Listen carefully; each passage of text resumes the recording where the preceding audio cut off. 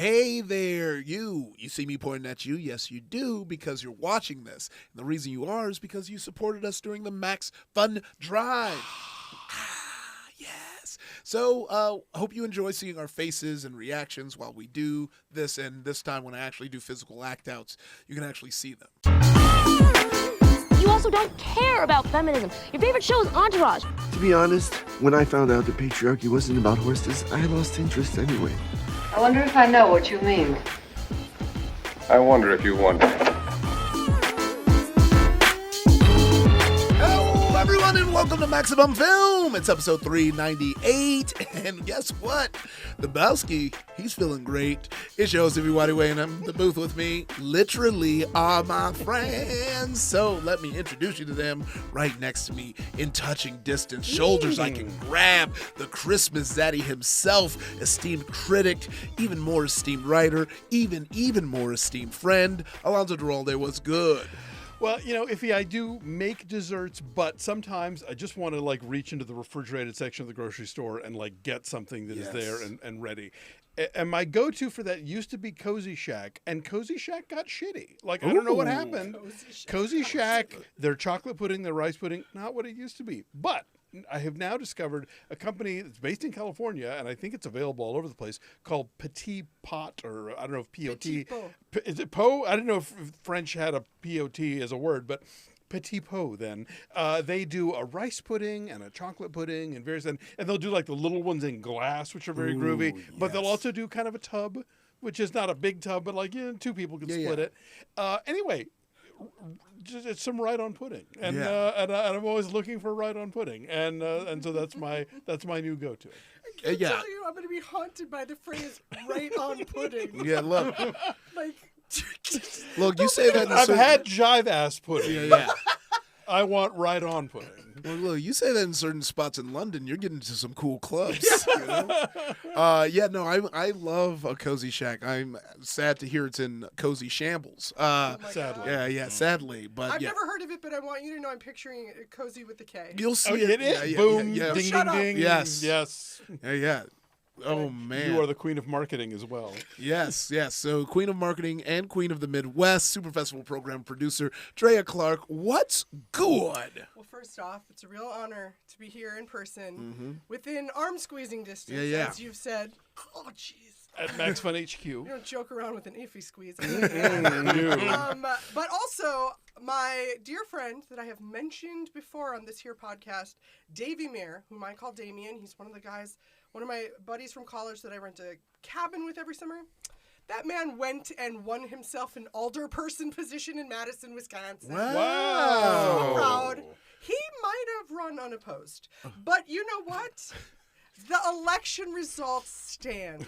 You know what's I am proud of him. That sounded snarky. I'm proud of him regardless. Yeah, no, I was just going to say what's wild about that, Dre, is like if you would have never mentioned that, we wouldn't have known. No, I know. We would have thought hotly contested.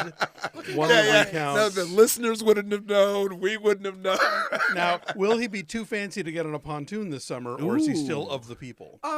Damien's our driver, so he better get on that pontoon. Okay. He's also been known to wear cut-off jean shorts that he calls his Davy Dukes. Ooh. I like it. But he might be too mad at me to wear the Davy Hey, Dukes. look, sounds like he's my people. Me and him on the pontoon 100. with shorts way too short. Yes. Yeah, just out here. Flashing living. upper thigh. Yeah, look, we got good thighs. Speaking of good thighs, we have comedian, writer, and very special friend of the show, Kevin Avery. What's good? Iffy, how'd you know? Look, I just know. How'd you know? With the way you walked in, I was like, oh, those can only be driven by good thighs. It's good to be here. What's good with me is a thing I never thought I'd hear myself say. A little television show I discovered recently called Traitors. I love it so much. U.S. yes. or UK? UK. Are you talking about the scripted or the reality? The reality. Oh, okay. The competition Sorry, show. I've already lost one again. No, Alan Cumming, got it.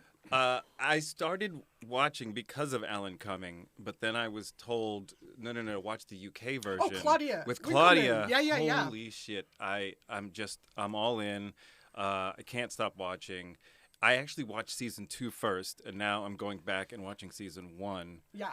And then Well, you know how it works. Then I'll watch season 3, guys. Yeah. Yes. Then Sort you'll of have how- one. Yes. as it Yeah, comes. but I'm hooked. There are people I'd like to hang out with in a castle. Yeah. And yeah, I And can't it's because stop. it's the UK, it's the coziest with the K casting. Yes. Like it's this like there's a 19-year-old and a 73-year-old. Yeah. And they're all buddies and they're from all walks of life, but they're all weirdly accepting and genial. Yeah. Yeah, I tried to watch the American version, and look, no shade to them, but it's all reality stars. Yeah. And they're a little much. Yeah. And so I hear they're not there to make friends. Yeah. No, definitely not. So I don't want to hang out with them in a castle. Yeah. But the UK folks, you know, hey, how do I sign up? Yeah. Yeah. They need to have one American on that show. I Oh, think yeah. that Right? would be You should be there as like just an it's American like rando. an American for scale. And I heard, Like, yeah. so they have something to compare all the Brits against. Yeah. Yeah, and I heard the UK one has like detectives and other like people who are specialized in it. Yes. Yeah, and ours is just reality people. I know, yeah. They just Yeah. experts. Yeah. Yeah.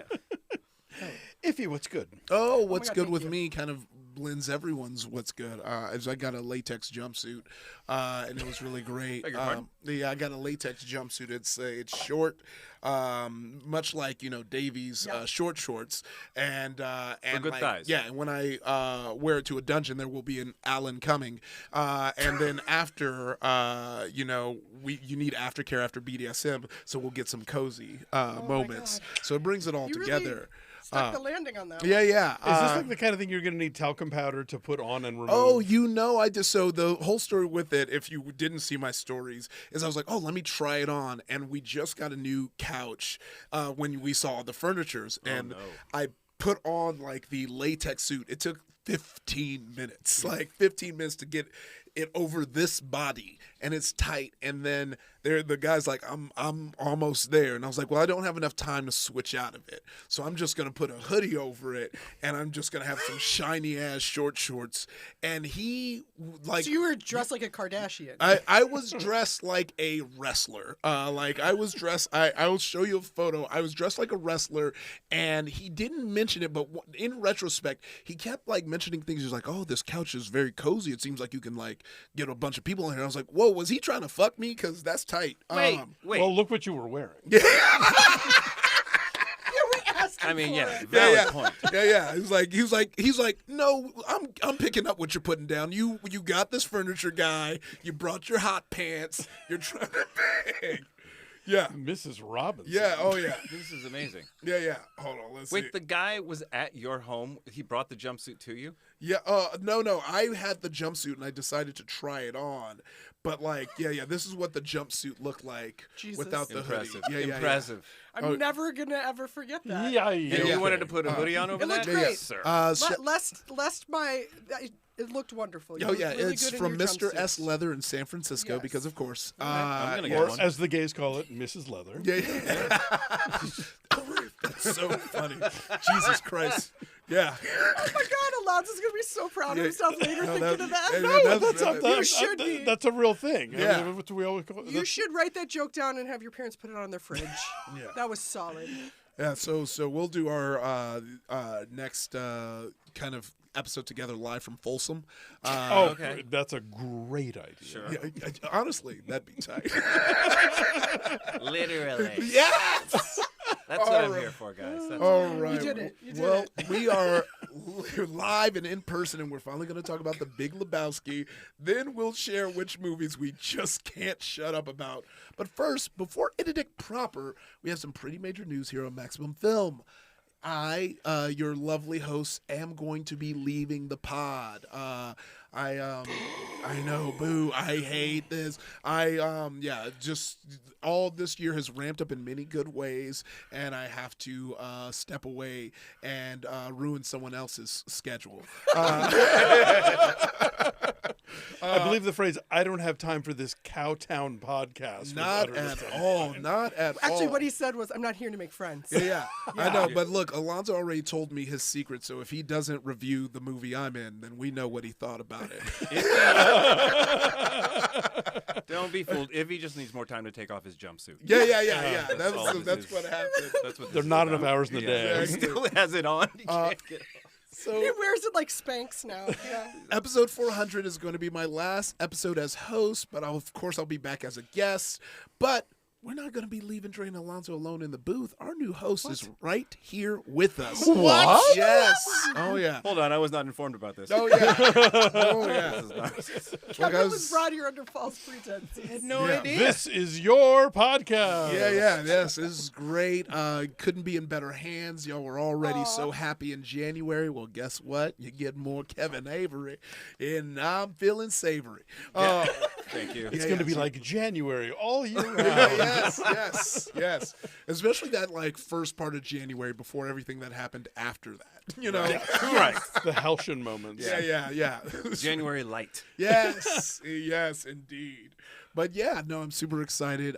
Truly love you all. It's been a dream. Y'all all are a dream. We'll be in touch. We'll be working together more ways than one. And I'm so stoked.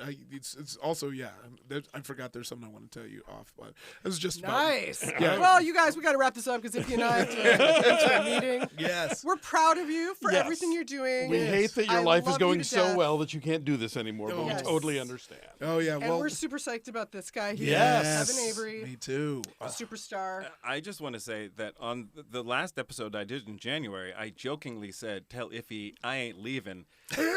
I was kidding. Yes, the power. No, I heard you Too loud late. and clear. Too I heard late. you loud and clear. That's what we call manifesting. Yeah, you've got the secrets. Yes. Wow. Okay. Oh, man. Well, all right. Well, let's go ahead and jump into ITIDIC, our movie news segment that stands for Is This Important? Do I Care? Where we read the week's movie news and answer that very question. Alonso, are you kicking us off? Yeah, so this has been a long time coming and finally happening. Stunt performers are known for achieving the seemingly impossible, and after years of trying to draw attention to their significant contributions to cinema, the stunt performer community has won a victory with the Academy of Motion Picture Arts and Sciences starting in 2027. Finally, there will be an Oscar for Best Stunts. Is this important? Do you care? Yes. Dun, dun, Yes. dun. We've talked about this on the pod before, too, which is Yes. always cool when we talk about shit and then it happens and we're like, yes, we were talking about it. We also manifest. Yes, we also. But also, I think it'll also be like, such like for a kind of award show that's always trying to like be like, how do we make it more exciting? What's going to be more exciting than watching the highlight reels of stunts? That's going to be so rad. And the BTS of that. Yes. Like, that's going to zazz up the show immeasurably. And for the first year, at least, they're going to come out and do some crazy thing on stage. I was gonna say for the first year they'll do that, and then they'll relegate it to like the daytime ones they present at the governor's ball or whatever. I do love that the timing of this. So the first one will be in 2027. So right after the first Sundance in Boulder, which is of course how people are marking time now. The year of upheaval. But the idea that I kept seeing online of the postings of it was like Tom Cruise, who is releasing the quote final Mission Impossible this summer, is out slamming a chair against an airplane. Like, Look, there's a lot of angry actors out there. You got Tom Cruise slamming his chair over there. You got Shameik Moore punching the air over Michael B. Jordan having the sauce. I'll tell you right now, there's no world where Tom Cruise is not presenting this first award. Oh, 100%. yeah. And he's going to do a wild stunt to do it. And I'm Oh, so yeah, excited. After plummeting from a helicopter It or will something. absolutely yes. involve a helicopter in the Dolby Theater. Yes. We'll have to watch him break his ankle again. Yes. That A never video I happened. still can't look at. I still Good for you. still can't watch it. Yeah. All right. Speaking of movies, if you are planning to rewatch last year's viral hit horror Megan at the theater near you as part of the upcoming Halfway to Halloween festival, Meta has some terrifying new tech for you to try. Those assholes have partnered with Blumhouse to roll out Movie Mate, an AI chatbot that viewers can message on their phones during the movie. That's right. Meta has come up with a sanctioned way for viewers to use their asshole phones in the theater. This tech at the moment is only being deployed at screenings of the original Megan movie during the late April quote, halfway to Halloween, re-release. Is this important? Do you care? I might have already answered my own. I know. Like, what Thanks, I hate it. monster would sit in a movie theater and have his phone out if he wasn't doing important journalism for his movie podcast? I think that's the only We've reason. decided that's the the exception, of only course. Exception is to take notes for your movie podcast. Guys, Otherwise, is there a monster what- among us? Yeah, this man Otherwise, texted us from a cinema today. It was at the end of the film, Boy. and I am the most like you would think I'm shooting a bootleg the way I'm like. It's like I just put it in my corner. Rochelle. Yeah, and what's great is people can watch that motion that I did. I hate it. I hate it. But I will say, if they're gonna do it, I would rather they do it at reissues Yes. than for new movies. Because at one point they were talking about doing this for Yes. Megan 2.0. I was like, Absolutely no. not. So at least I think if people go to see this, halfway to Halloween thing, most likely they've already seen Megan once. Yeah. And so it's like, I guess it's a little less shitty, but overall, I don't like opening that door because it just goes to bad places. Also, I'm mad at Meta because I found out that 2 of my books have been sucked into the Meta AI machine. No. Yes. Well, that surprises me. They've been so great up till now. I Yeah. know, They're right? really All customers about about copyright. that. Well, that's what I was and going to stuff, say. Is like, even if I wanted to be down with like the integration aspect, it was like this AI, this forcing AI bullshit, where it's like, why do you need to chat with the chat? Yeah. Like, you are training viewers to text during your movie. Yeah. Essentially, where it's like, what does the chat bot have to offer? I can like, see it. Megan worked, Yeah. Yeah, you did it. Like, You're re-releasing it because it's a successful film. yeah, this seems like it doesn't make sense. Like if it was like something like AR or something that like would make sense as to why you'd want to have your phone. I don't know what the chat bot could offer you. Like you make it a like rowdy screening where people yell at the screen, but don't chicken jockey or whatever. Put that money into hiring a local host. Yeah. in I every don't single understand. theater. Nobody thought, well, this, Megan's great, but what it really needs is phones. No one, I don't understand. I think I heard, though, that Alamo Drafthouse has backed out of it. Oh, good. They got For harassed consistency's enough, sake. and Yeah. they were like, okay. Yeah, they were the ones who planted a flag on that hill. So Yeah. What I will say, too, since we brought up Alamo Drafthouse, I saw today in my stories that the current boycott has been called off because they met with the union and reached some sort of agreement. All right. So, Did you just put in an ITIDIC 0.5? Yeah, That's ITIDIC exciting. So shout out to them. Yeah. This sucks. Thank you for Alamo for listening in 2 different ways than one. But speaking of good cinemas, we got a cinema dedicated to LGBTQ plus films, and it opened in London. South London is now home to a new kind of repertory theater, the Arsner, which just opened in Bermondsey. Thank you. There's something that fucks iffy, and it's always going to be a British word. Producer Marissa here. I just want to say that I laughed out loud when I decided that I was going to give you this one. Yeah, you just remember Everybody this? else in the Max Money Hazing queue, him I'm on the just way gonna out. give Yeah. You gave this to the guy who pronounced it as Leicester Theater. Which just opened in Bermondsey Square. Is dedicated solely to LGBTQ plus cinema. That means films about, by, and important to the queer community. The theater's founders want it to be a safe, welcoming space for community gathering. Is this important? Do you care? Oh, hell yeah. I think this is very cool. And, I'm sure we're going to, there's this whole notion about like, do we want to segregate, repertory theater this much, blah, blah, blah.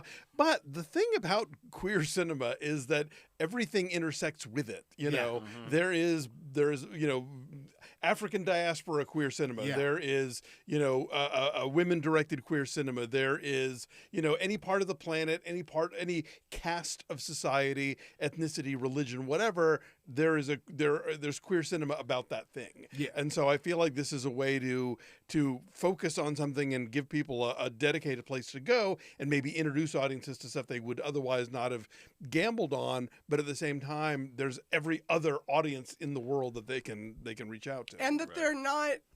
The audience doesn't have to be exclusively queer. It's Right. not. No. an Oh, yeah. They're not exclusion carding space. you. Yeah, it's anyone can go. You can enjoy those films, but for people in that community, there is the bonus of, oh, how lovely. I know whatever they're showing is going to be exactly. reflective or expansive in this way that, like, I get on a deeper level. 100%. And I think that, you know, it is a space that is showcasing these films that probably wouldn't be showcased otherwise. I still think about when I did the Juneteenth Film Fest and screened Watermelon Woman, and how many people came because they're like, oh, this is my chance to see it on the big screen.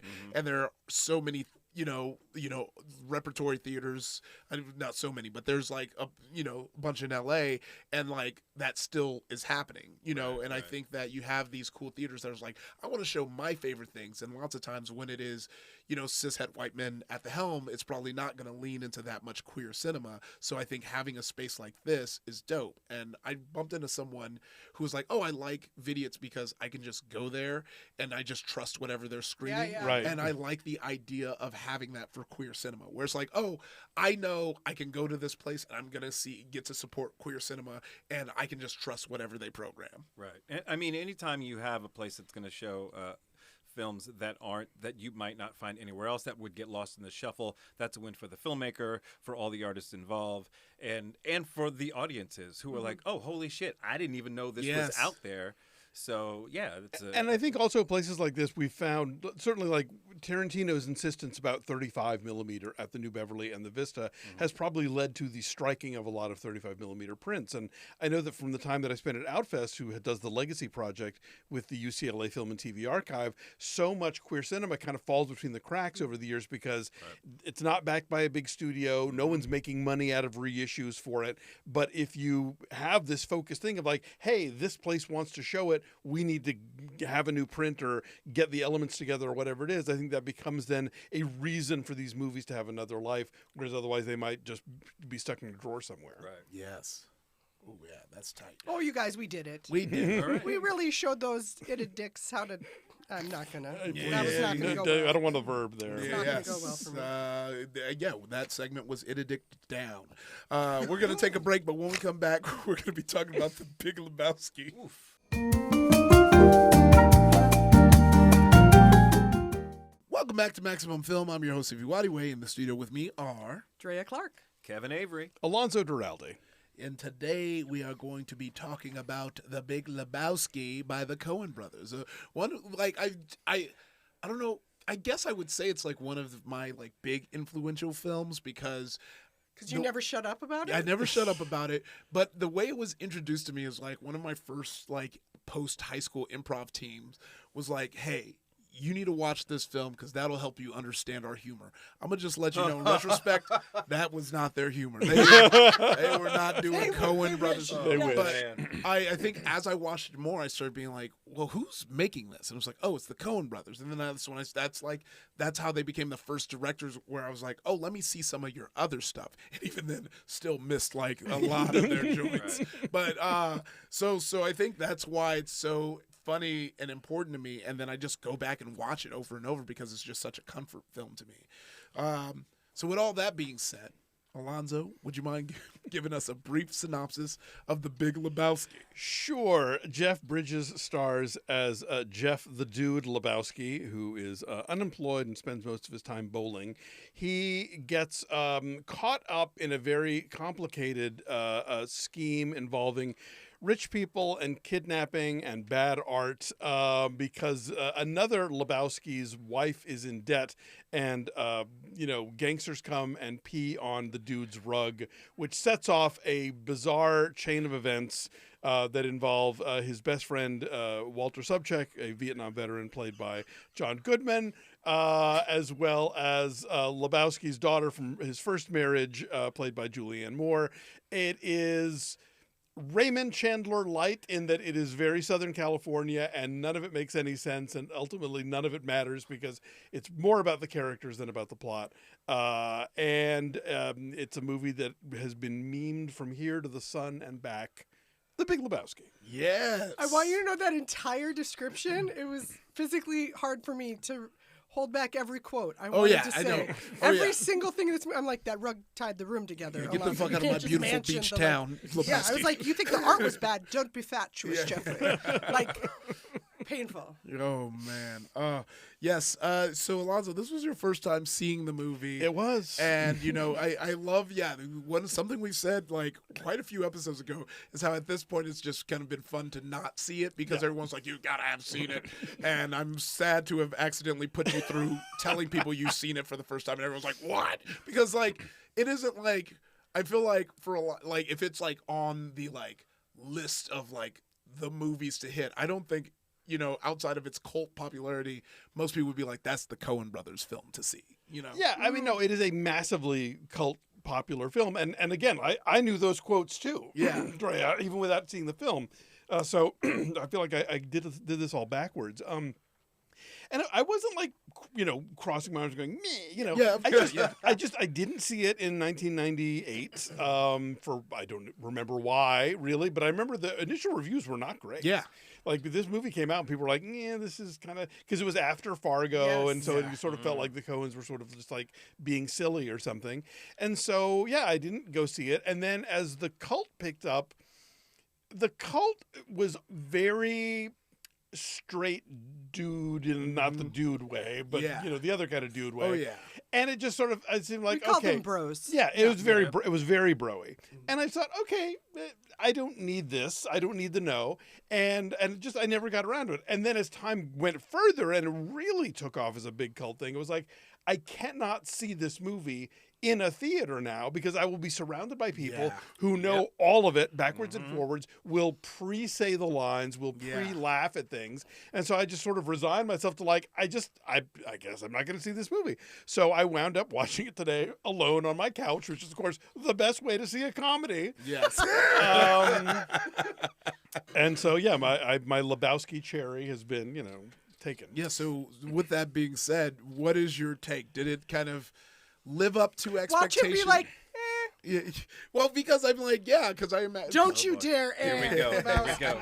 We're all looking at you. I get why people like it, and I'm sure that years from now I'll see it again and know what I'm in for, and probably have a better time with it, and see it with people and have a better time with it. But I didn't laugh a lot. I wasn't like constantly in jaws. I was more recognizing things than I was laughing at them, and this movie is doing a thing where, and this is, like the Coen brothers do it, Tarantino does it, where you're like, okay, I know what movie you're kind of trying to remake sideways here. So like if you've seen The Big Sleep with Bogart and Bacall, which is the classic, like the director didn't even know what was actually who did it at the end of it. If you see like Beat the Devil, which Truman Capote wrote, again, Humphrey Bogart and, Peter Lorre and all these people, in Italy, like you've seen these kind of shaggy dog movies where there's ostensibly some kind of crime plot happening, but it's really just about these bizarro shaggy characters and their interactions. And I'm sure when I see it again, I'll know the plot doesn't matter in the slightest, and I can just focus on the shaggy characters. But as it was, I was sort of trying to keep up with where all the plates were going, and I just kind of didn't care, but I'm not supposed to care. So, you were actually putting value into what the nihilists were up to. I know. It's funny because this is going to be the wildest sentence said in response to what you said, but that's kind of how I feel about Beau is Afraid, where like what?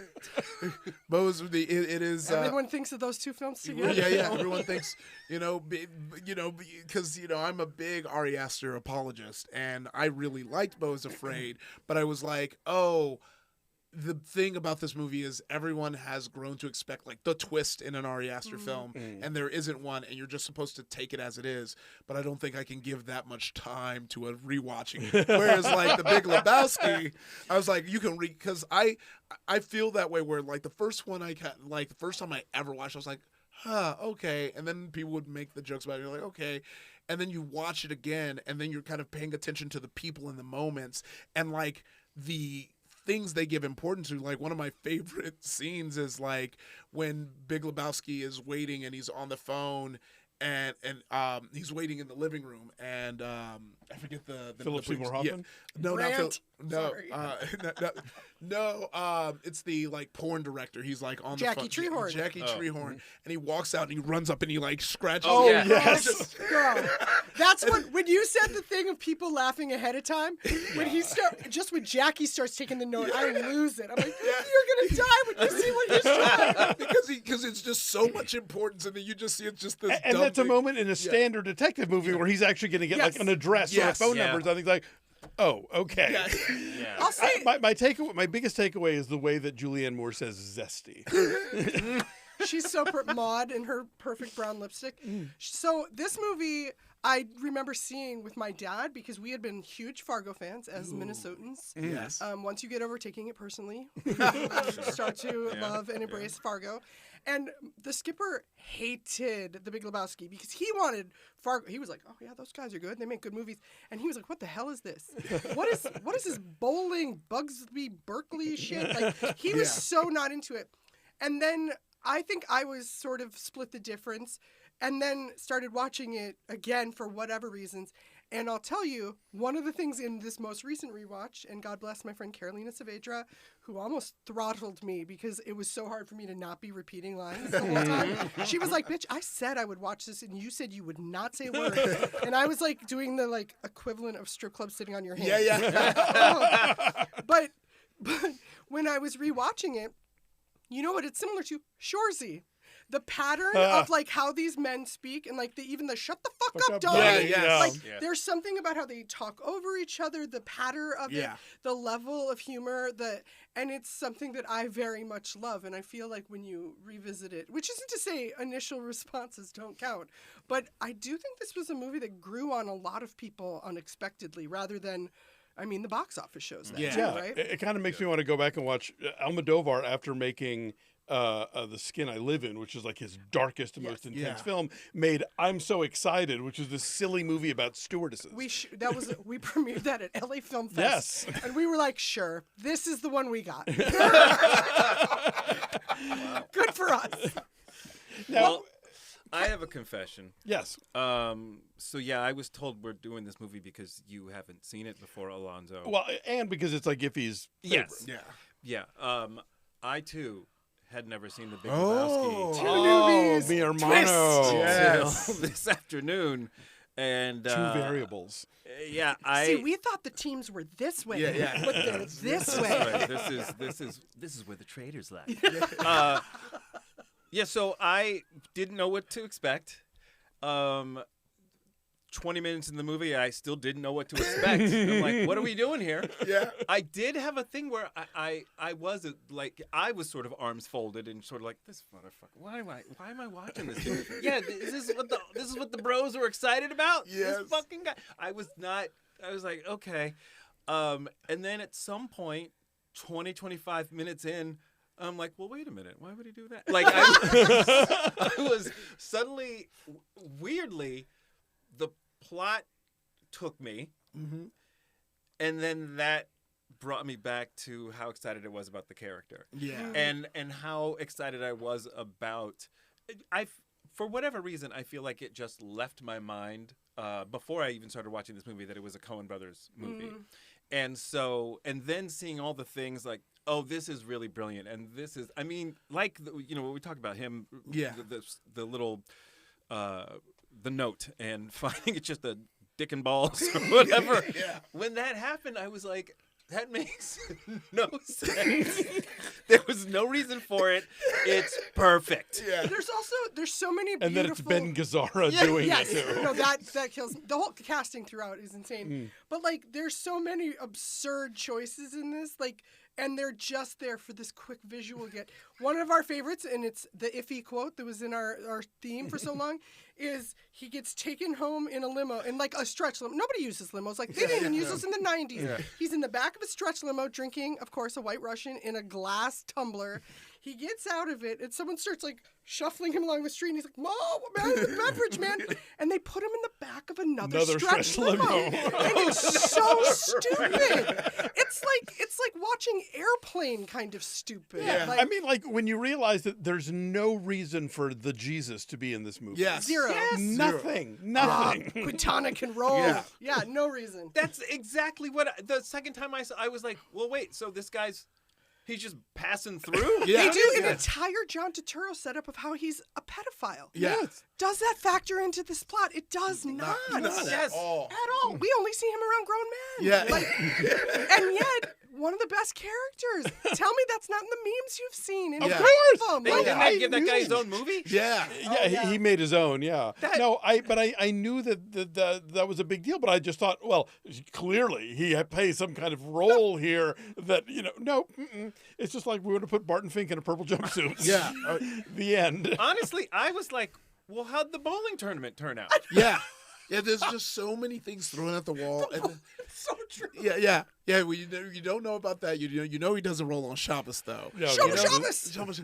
And then also just like there's so many fun random one-liners. Like when he first gets like assaulted in his house, and he's like, "What the fuck is this?" You're like, "Well, clearly you're not a golfer." David Thewlis is in this movie to do nothing but wear a Pendleton mustache and giggle. Yeah. When Thewlis shows up, who's professor? He's one of the professors in Harry Potter. And now I'm whatever. Excuse me. Lupin. He's like, he's the star of Mike Lee's Naked. He's a many major things, actor. but I'm saying like on a mass Professor level. Lupin, Sure. thank you He's very Professor much. Lupin. But when he shows up, and I was like, are you kidding me? Thewlis? I didn't even remember that. And then all he does is giggle, that whole scene. And then they have a whole thing. She picks up the giggling. I was like, what is this scripted giggling? Yeah. That's What right. is happening right now? What the hell was that? I just realized that was unanswered. Like so many things, it's just a door to. It's like the Winchester wonderful. Mystery House. Yes. There's just staircases to nowhere. Yes. But you're like, I'm enjoying walking up That's this. a great description Yeah. of it. Yeah. Also, I did not know that was him, and it was driving me crazy, and I would not look it up. Good for you. But it's funny because this is 97 and Hudsucker Proxy was like what 93, 94? Yeah. Because I think 94. Because Julianne Moore in this movie is doing what Jennifer Jason Leigh does in that movie, which is this full Katharine Hepburn screwball comedy voice. Don't be fatuous, Jeffrey. I love it so much. There's a whole thing of like, she's like, go to my doctor. He is good and thorough. You won't get a bill. It's good and thorough. Yes, she says that Why? twice. Why? Do we come to, I mean, we sort of come back to it. Does it factor in at all? Not really. Well, only in that he's being groomed to be her, sperm donor. All of it.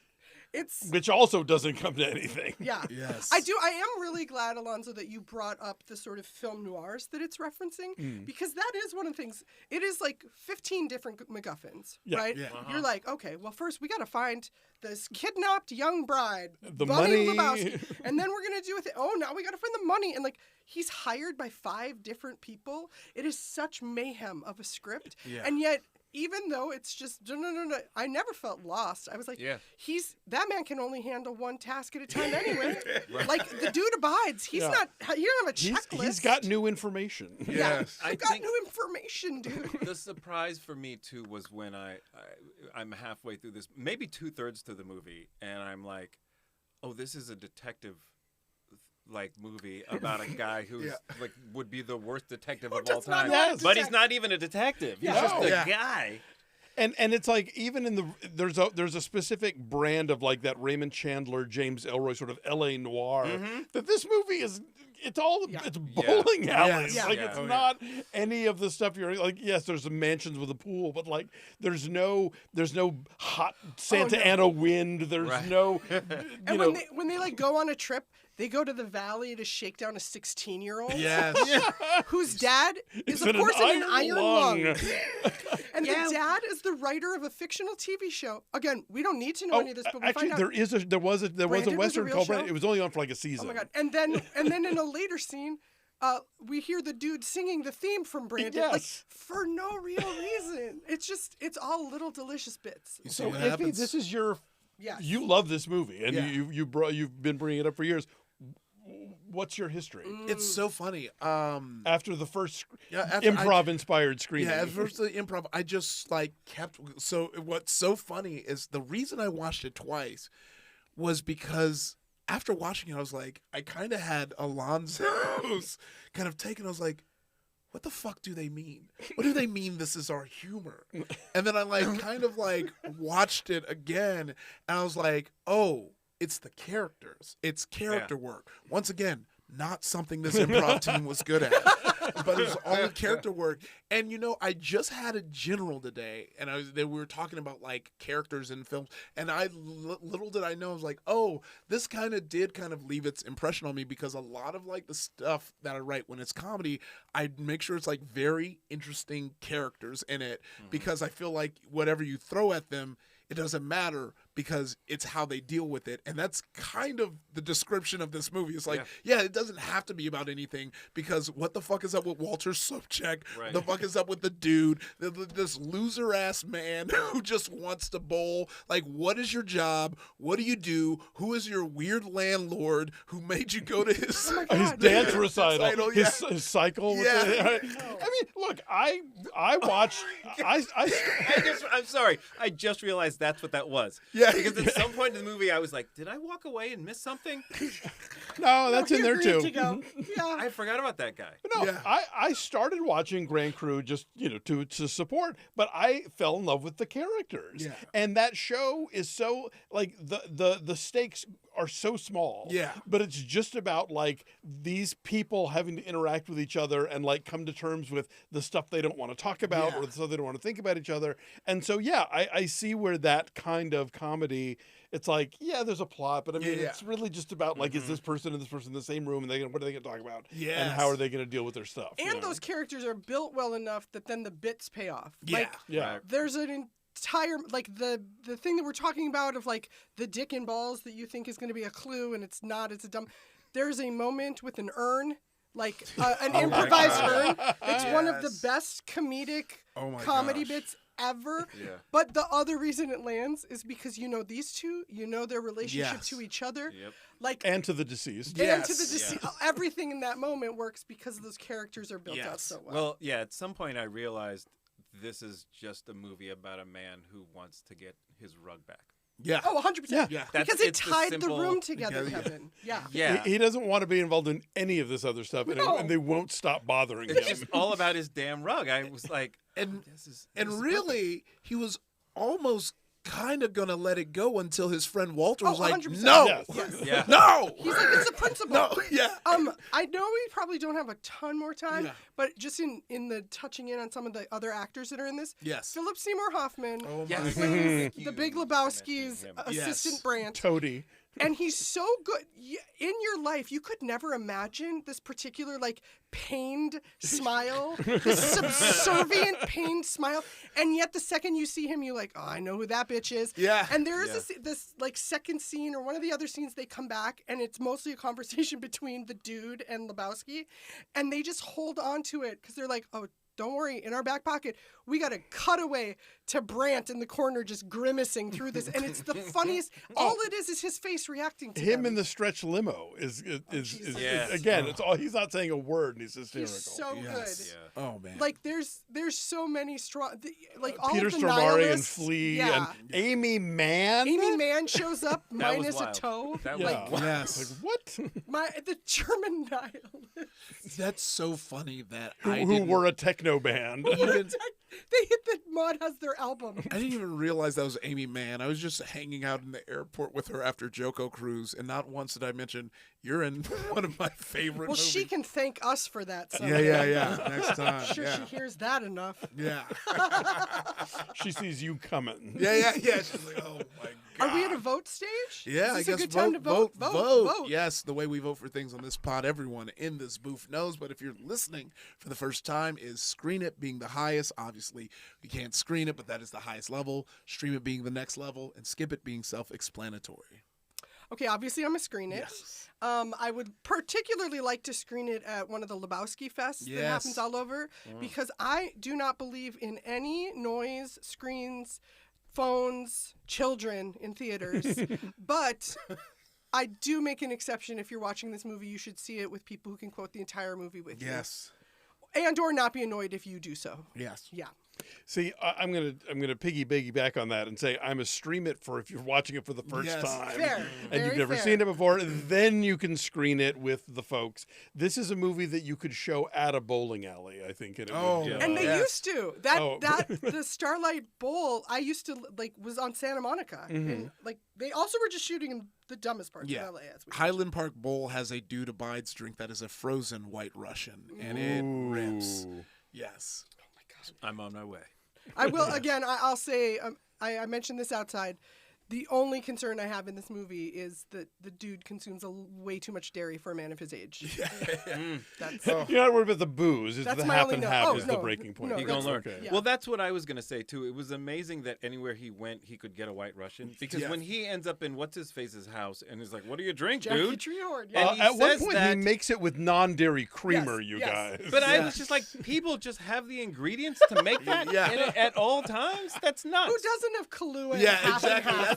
That's truly the hardest part of it is the Kahlua. Like, that is not a bar staple. When I was in college, we would buy gallons of milk, pour out half, fill the rest of the gallon with like ice, Kahlua, and vodka, and walk around with gallon-sized Hell White yes. Russians all night. That's the most Neanderthal thing you've ever said.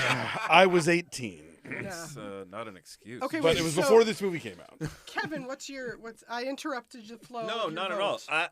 I would say screen it.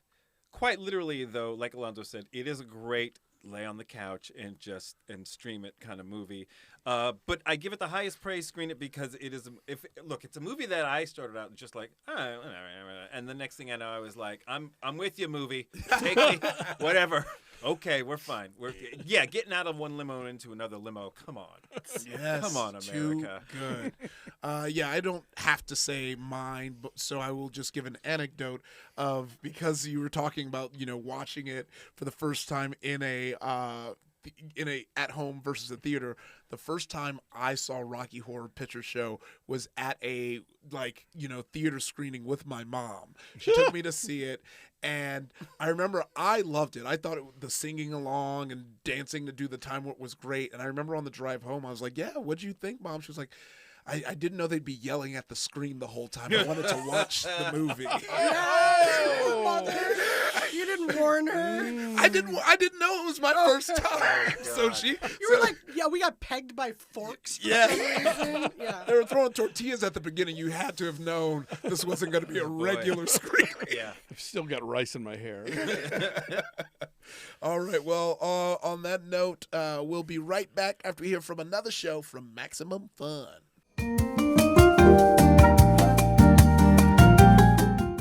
Welcome back to Maximum Film. I'm your host, Ify Wadiway. In the studio with me are Alonso Duralde. Kevin Avery. Drea Clark. And we all have those movies that we can't stop talking about, whether we're referencing them, recommending them, or even making them a part of our identity. So what are a couple of yours? Oh, so many. I mean, You better say Two for the Road. well, my yeah, guy. no, for sure. That was going to come up. Yeah, Two for the Road, a bittersweet romantic comedy about a married couple looking back and like. It jumps back and forwards in time, and they're they at the beginning you think they're going to divorce, and over the course of the movie they sort of figure out why they've been together this whole time. And it's written by the guy who would later write Eyes Wide Shut, actually, Frederick Raphael, and directed by Stanley Donen and starring Audrey Hepburn and Albert Finney. I quote that one all the time, but like. My sort of conversational go-to is probably Valley of the Dolls. Oh, That's yeah. a big one. Like Dave and I have such a shorthand with that film that we'll go after really obscure lines in the film and find some reason to say like they love me, or something like that. So that's definitely part of the DNA. Okay, so one of the first ones that came to mind for me was Portrait of a Lady on Fire. Yes. Which is one of my all-time favorite films. And then I looked down and I was like, I'm basically wearing her dress. Oh yeah, so I'm you literally are. wearing the dress the same color as that. That's fine. It's in my head all the time. It's not the funniest movie to quote. I'll add that. But it is part of like what I recommend to people. I think that oddly in the quote thing, Fargo, I'm a Fargo sure. girl. Like, I'm never not going to be like talking about old Norm, son of a Gunderson. Yeah. You know, like if you don't get the true coat, you should pay extra for it. There's plenty of stuff I need to talk about from Fargo. Is that your little friend in the wood chipper there? But the things that I love are the idea of like the movies you won't shut about that gives some insight to things you love. I love recommending Amelie to people. Amelie is so special and specific, and it's sweet but not saccharine. It's romantic and optimistic, but also about weirdos and not people get everything handed to them. And I love it so much. It's a dreamy fantasy movie that and I will quote it. I'm nobody's little weasel. I can't say that in French yet, but someday. We're all going to work on it. Yeah. And then the other one that I'm always recommending and use as a litmus of more recent movies, because I'm a Roman holiday girl if I'm going backwards. Yeah. But Mad Max Fury Road. There you go. If you're not down with Mad Max Fury Road, like, what are we even doing here? And if you haven't seen it, what are we doing here? Look, like, do you have 2 hours and 14 minutes or whatever? Look, longtime listeners of the show will know that I'm a hardcore Paddington 2 stan. Yes. But it's out in the world now. And they don't. Paddington 2 doesn't need me anymore. That's fair. They've got Nicolas Cage, on the beat. So I don't have to bring that one up so much anymore. But when we just lost Val Kilmer, and I'll tell you, I wore short sleeve. I wore T-shirts under short sleeve button down shirts almost my entire college career because of Real Genius. Ooh. Oh my God, Yes. Real Genius, Real a Genius, movie that mistakenly led me to think that hot men with square jaws were going to be stone cold weirdos, and instead they're bros. Yeah, they typically bro out. He really led me astray. This was an interesting category for me because I was like, what am I talking about all the time? What am I quoting? And what I realized that it comes down to if I am giving advice to people, whether it's work related, personal stuff related, I realized I find myself referencing three specific movies a lot. The Martian, Gravity, and a movie called The Edge with Anthony Hopkins and Alec Baldwin. Do you not want to be on this planet? Wow. Okay, wait, sorry. Say the Edge bit again. Anthony Hopkins and who? And Alec Baldwin. Alec Baldwin. What did I just say? No, you were right. No, I was talking over you. Oh. I was like, are these all going to be space? So astronauts and bears. Oh, it's the Edge of the Bear one. Okay. The Edge is their plane goes down. Okay. Yeah. Anthony Perrineau is Harold. Harold Perrineau. Who the hell Okay, is okay. Anthony? Hopkins. Thank you. Yeah. Guys, I'm drunk. He's You're been drunk drinking- on the plane? He's been drinking You're Caucasians. drunk right now. Frozen Caucasians. Frozen Caucasians. That is one I quote, which I haven't even seen the movie, but it used to be every scene when Carl would, Carl Tart, if he felt like he didn't have an idea or he felt up against the wall, he would just cut to him in a court case and be like, I was drunk on that plane and I'm drunk right now. And so that's just hyper quoted. Which is basically saying sometimes you eat the bar and sometimes the bar eats you. Yeah. Wait, I want to know a little more, how do these fit into your life philosophy? I feel like you said if you're giving advice. I do feel like there are life lessons to be learned from. I mean, the very specifically Science the shit out of it. Matt Damon at the end of the movie, he just breaks it down and is like, it's about working the problem. You got the one thing in front of you, and you got, this is what we should all, especially in a time like now with everything going on the way it is in Hollywood. And my friends and I talk about this a lot, but it's like, what's in front of you? What can you control? What can you handle? In the Edge, there's a moment early in the film where Anthony Hopkins talks about reading about how most people die in the woods. They die of shame because they sit around hemming and hawing about, oh my God, I should have done this, and why didn't I do that, and oh my God, and they do everything but the one thing that they should do to stay alive, which is think. And Gravity is a weird one, but it's just that movie where, I have a lot of friends who are talking about I don't know, this is just the end. I don't know how if I'm going to make it in this business or if I've got to leave because of the way things are. And I just always think about the fact that, I'm spoiling this, but, George Clooney sort of drifts off into space, and the last thing I'm hitting the camera. The last thing he's essentially telling her, do whatever you can do to survive. And she goes through this movie. She's put through hell, and it feels like it's over at every moment for her. And then some random dude out of nowhere hears her little signal, and that's how she's rescued. And she never knows how close she is to actual survival. Right. And to me, that's a huge lesson for a lot of us when we feel like we're stuck, we're not going anywhere. We just don't know what's around the corner. And so you owe it to yourself to stay alive at all costs. Yeah. How dare he be so optimistic? Yeah. Look at you. Yeah, I'm that's impressed. I thought you were going to make the point that Amy Poehler and Tina Fey made about Gravity at the Golden Globes, of it's the movie where George Clooney would rather jettison into space than spend more time with a woman his own age. So I'm delighted to see you had a much deeper read on it. Yeah. Man. I think my first very quotable movie was Friday. I like Friday and then Friday. And I think, that one's very fun because I think there's the truth in it, right? Where it's like, if you look at it, like if you, like, Boys in the Hood and Friday are kind of the same movie, right? Like they're taking place in the same type of world. The only difference is like it's the levity in it and it's the seriousness in it. I want a mashup. Yeah. Like what happens when Smokey meets them? You gotta cut them together. Yeah. When Smokey gets to Ricky first, Ricky, run, Ricky, run. I don't know where Bye Felicia fits into Yeah, but it will. But yeah, it's like, so I kind of like take that because, growing up in Compton, like I remember everyone used to be like, that's scary. I was like, I don't remember it being scary. I just remember the funny, dumb shit that me and my siblings would get into. Of course, if we're talking about things that have shaped us and things I can't talk about. And it's one of the reasons I will never let them rag on Maggie Gyllenhaal the way they do The Secretary. No one has ever been hotter than Maggie Gyllenhaal in The Secretary. So whenever they try and like make fun of her looks or it's like, you need to shut the fuck up 5 times over because no one has ever been hotter bent over a desk. It's like and of course it's probably what made me kinky. Like that was my Morpheus moment where I was like, I want to do that. Oh wait, this is an option? Yeah. Wait, hold on. But yeah, and so that like that, and I think that film is like so like saucy and kind of like the thing we were talking about when we were going into horny movies where it doesn't have to be so overt to be hot.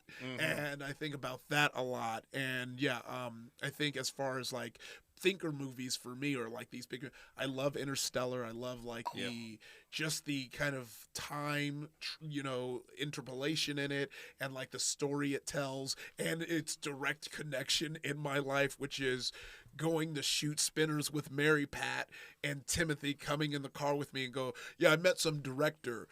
His name was Christopher. I was like, Christopher Nolan? He was like, yeah. I was like, what? like he said it as if he was like, I met some like plumber. Wow. But also just like that is like one of those like mini movie phobias, like any film where a parent somehow ages quicker than their child is like, or their child ages quicker than them. I'm like, oh, that's a fear I didn't know I had. And like him like coming to and seeing his daughter, and he's like, well, I got to go back to space. Yeah, it's too much. Real world's too bad. I got to go find this woman I was trapped in space. He left that day. Yeah, he said, I've seen enough. Let me get back to space. I don't like it here. He really walked in. He said, I got you. I'm going back to space, y'all. I just watched my daughter get old. Yeah, good to see you, Murph. Yeah. I'm out. If you better mention Judy. Oh, yeah, it's Judy. Judy is a very, I think about that a lot because, the whole big lift of Judy is like, the reason it became this like banner film for me is that is a film I think I probably would have missed if it weren't for this pod and like seeing, and once again speaking of my girl Maggie, holding it down. Nope, that's Renee Zellweger. I was gonna say, nobody tell him. Nope. Don't tell him Renee Zellweger is so transformative. Don't worry. I like made a South America pun when Mike was talking about it was going to Portugal. His wedding's going to be in Portugal, and we did some weird pun, and I was like, "Oh, don't worry, I got you on South American puns." And I was like, "You're a guy for that." And then that's when Val said, "Where in South America do you think Yes, Portugal thank is?" Like Chile to Argentina, Portugal I to said Spain. I said know it was what somewhere you're in doing. there. It was Yeah. somewhere in there. It was somewhere in the mix Amazing. there. Willy Wonka and the Chocolate Factory, Pee-wee's Big Adventure. Yes. Oh my gosh, what a classic! Yeah, and just all that good stuff. I mean, we can keep talking about our faves forever. I will say, and I gotta give it up just for, even though I feel like it's kind of a basic thing. Why am I Inception? Like, I think that was when I Shut up, Nolan. Get Yeah. out. You already have one Nolan ass kiss. Well, I'm with you. It's not even for the film itself, even though I did love it. But that's when I truly locked in and like loving, composers, and that's like because that that's Hans Zimmer. That's my boy. That's the Bois movie. That was the big right. Bois, and then Rajman Dwadi, who did Pacific Rim, who was from the school of bassy loud sounds, and now Ludwig is now holding it down, which I think his soundtrack kind of carried Oppenheimer. It was like Oppenheimer's a good film. I liked it, but I think the soundtrack is like probably one of the best parts about that film. You got to move it to staff picks, or we can't relitigate Oppenheimer. Yeah, I know. We don't got time for that. It's if hot you want to in hear, here. if you want to hear that, go see that episode. But now it's time for staff pick. It can be any movie at all. I'm gonna start because I already watched it. I'm good. My pick. Don't you do it? My Don't pick you do it. is definitely gonna be The Amateur. Oy. Which at some point in that movie, I was like, that's why this movie's called The Amateur. Yeah. He's an amateur. Does he say it in the No, movie? no. There's just the whole crux in the moment where he's like, "You gotta teach me." I was like, "Oh, he's the amateur." He says, "I've got a certain set of skills because I'm the amateur." Yeah. Also, That one I moment. didn't know how much I needed to see Lawrence Fishburne kicking ass again. Like, Oh, there's, yeah. I mean, it immediately, for some reason, takes you back to those dope action pieces in The Matrix, where it's like, oh, Lawrence Fishburne, and my one Lawrence Fishburne story, when I was working the door at the Improv, Lawrence Fishburne was there, and that was like my first like big like celeb sighting since I moved to LA proper, and I couldn't stop staring at him because he was Pee-wee, you got Matrix, you got, and I'm Apocalypse Now. Yeah, and you're doing the thing where you look at him, but every time he looks at you, look away, and he walks back in and he winks at me, and then he because he was smoking a cigarette, he puts out a cigarette and he winks at me, walks in, and I was like, oh, this is what swooning feels like. Amazing. I'm going to do mine real quick because I know Drea is going to take it otherwise. And that is the surprise delight of the season, namely a Minecraft movie. Ooh. What? Not a film I had any interest in going to see, and really just sort of went because of the zeitgeist. And did I laugh? I did. I laughed a lot. Have I ever played a second of Minecraft? No. Did I bring a child with me to explain the movie? I did not. Did I see it in an empty theater so I didn't have to worry about people like TikToking themselves bullshit? I did. Dave and I went on like a Wednesday morning at 10 a.m. at the Grove. There were maybe 3 other people in like one of the big theaters. I giggled start to finish, and I've never liked a Jared Hess movie before, but dang it, this one works. Did you say chicken jockey? He does say chicken jockey. Nobody in the theater responded to it at all. I would just want to know if you did. No, So. I did not. I Okay. don't want to be that guy. But like and I did not know I needed a Jack Black, Jason Momoa bromance, but I got one. And so I was kind of shocked. A Minecraft movie. Had a good time. I'm gonna say that part of you did know that you needed Yeah. Jason Momoa. Well, I love that. Romance. I've met you. Momoa's in his himbo era, and I really love it. I'm like, keep doing it, keep it going. When I saw the stills from the film and he had like that hair and the pink fringe jacket, I thought, oh, this is like the video game version of him or something. Like, oh no, that's just the character. That hair. Yes. Well, then now that you've taken it and I can't do Minecraft, Yeah. I mean, Boom. look, I was going to do it too. he showed me. Do Yeah. you want to go? Do you? Look, I'll just say this. I'm very much looking forward to the next Mission Impossible movie. It's Yes. we're just, I think, like maybe a month away. Is it in May? Yeah. Yeah. So I'm just gonna put the last Mission Impossible movie, Dead Reckoning. So good. I'm gonna. It's such a fun ride, and I'll tell you the thing I loved about that movie. Train off cliff. The train off the goddamn cliff. Because what they did, they were really smart about this. They went on and on about the big stunt that Tom Cruise does in the movie, and then we all saw the motorcycle shooting over the thing, and we're like, well, we've seen that. Okay, it's a motorcycle off a cliff. I've seen that. Had no idea that train shit was coming, and damn, was I like, okay, come on, movie. Yes. And also, the train or the motorcycle off the cliff thing, that delivered. Yeah. As even having seen it a bunch of times, I remember seeing it in the theater, and he shoots off that cliff, and it's silent for so long that I heard myself go, Jesus, and the whole theater heard it. But do yourself a favor and go see Dead Reckoning, because it's a lot of fun, and I can't wait for the next one, Final Reckoning. And that's my pick. And you also get both Rebecca Ferguson and Haley Atwell. Yes, you do. It's like, Yes, you do. Oof, it's a place you want to be. Yeah. Okay, well, for me, now that I can't do either of those. Sorry. There's an indie film. You guys are going to be surprised that I have a recommendation that's an indie film that premiered at Tribeca last year that probably no one here's heard of. But it's called Psychotherapy, and it comes out this weekend. It stars Britt Lower from Severance with her little red fringe, and John Magaro, the husband from Past Lives, and Mr. Steve Buscemi from The Big Lebowski. And the premise of it is they're a married couple who's having some issues. He's a writer, because he only plays writers, I guess. And he hires an actual serial killer to help him write something about a serial killer, and that's Steve Buscemi. And then hijinks, the wife thinks that he's their marriage counselor. So it's all sorts of things, dark comedy, great cast. Psychotherapy, there's like a longer, like, how I, like a Dr. Strangelove style. Right. How I wrote and cribbed my serial killer, whatever. You'll find it, Psychotherapy. All right. I saw the trailer. It looks very, very good. Yeah. I'm ready. It's a real movie. Mm-hmm. Yeah. We didn't think you made it up.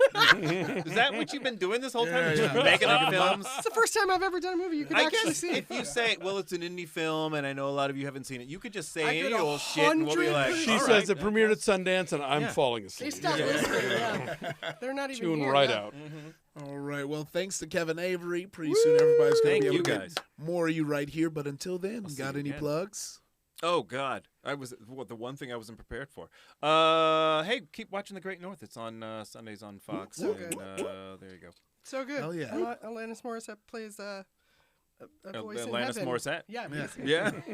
I got to write a song for her. No, shut up. In the first season, I got to write a song that she ended up singing. It is one of I my love it. all-time It's a charming ass favorite show. things.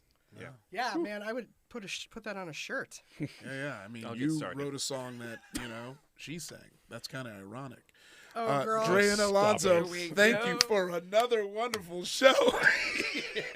I can punch you in here. Yeah. So And watch it with the joke. Iffy, you're landing this plane on episode 400, yeah? Yes, Which 400. Is two more from two now. more. Countdown. Excellent. Are you drunk on this plane? He's Yeah. drunk on this plane. I'm drunk right now. Nice. Good call. You guys callbacks. Yeah. Look, Hey. that's what happens. Yes, and.